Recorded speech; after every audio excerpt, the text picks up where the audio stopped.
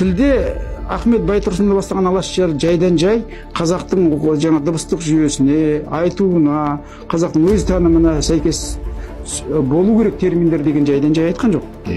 Жат сөздер тіліміздің дыбыстық жүйесіне бағынбай, сол қалпында кіре беретін болса, ол тілдің дыбыстық жүйесіне нұқсан келтіреді. Мәселен, біздің енді мына ағылшын тілін алсаңыз жаңа 26 таңба бар ма әліпбиінде?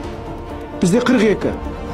Арабтарда да барлығында 30-дан асып жатқан ең үлкен әліпбидің біреусі орыстың өзінде 33. Ал бізде 42. Неге 42?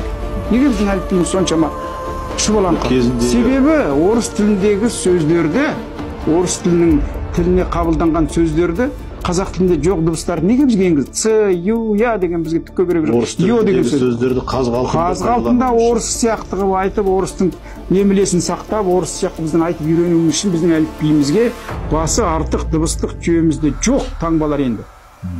Сол үшін біз циркуль немесе жаңа цезар, жіңішкелік белгісі, айырым белгісі дегендердің бар енгізгенде жаңа 14 таңба ма, Байтұрсыновтың жасаған 26-сына, 28-нен ар жағынан қаншама артық қосылып кетті. Біздің әліпбиімізде енді ондай принцип ұстанатын болсақ, біз енді кезінде орыс мәдениетіне, славян мәдениетіне сонша бет бұрған кезде жақын ұлы халық, ұлы тіл деп оны ерекше құрметтеген кезіміз болды.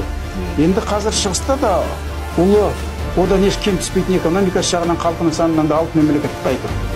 Онда біздің тілімізге Қытай тілінде ренжітпеуіміз керек қой.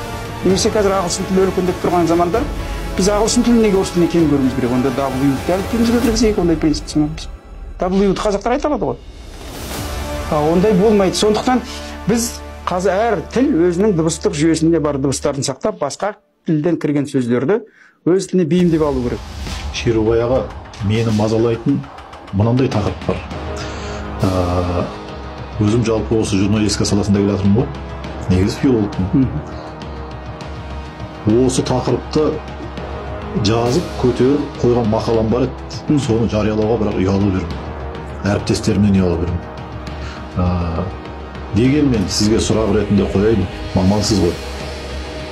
Осы тіл тазалығын сақтауға байланысты керемет пікіріңіз ортаға салып жатсыз. Айналайын деген сөзді айналайын деп емес, айналайын деп береді. Талқылайық дегенде талқылайық деп беретін бар. Қосылайық. Бұл да басқа тұратын үлкен мәселесі. Әрине.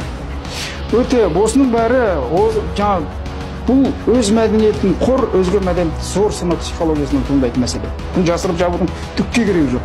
Тура солай кеше орыс сөзін акцентсіз айтқан қазақ үлкен мәдениеттің өкілі, үлкен мәдениеттен сусындаған, үлкен құдықтан су ішкен, сол мәдениетке жақын тұрған адам ретінде қабылданып, ал акцентпен сөйлейтін жаңа қазақ дыбысын фыны шыны айта алмайтын қазақ баласы болса, сыныпқа барған, оған төбесінен қарап, мынау әлі менің деңгейіме жеткен жоқ деп ойлайтын психология болған. Кеңестік дәуірде. Қазір ол психология өзгерді. Біздің кешегі қожайынымыздан да зор қожайын пайда болды. Ана қожайынның тіліне еліктеу, құлдық психологияда сондай нәрсе бар. Құл өзінің қожайынның тілін жақсы меңгеріп, соның тілін де сөйлеуге жараса, ол қожайынға бір таған жақындайды, ананың қас-қабағын қожайын оны жақсы көре бастайды. Өйткені ол жаңа коммуникация құралы оның тілін, мәдениетін мойындап, мені мойындап, маған жақын тұрған адам маған жақын дейді. Ал олар оны әсіресе мына отарлаушылықтың өкілдері, билеушілер ондай нәрсе өте жақсы пайдаланады. Бізді де сөйтті.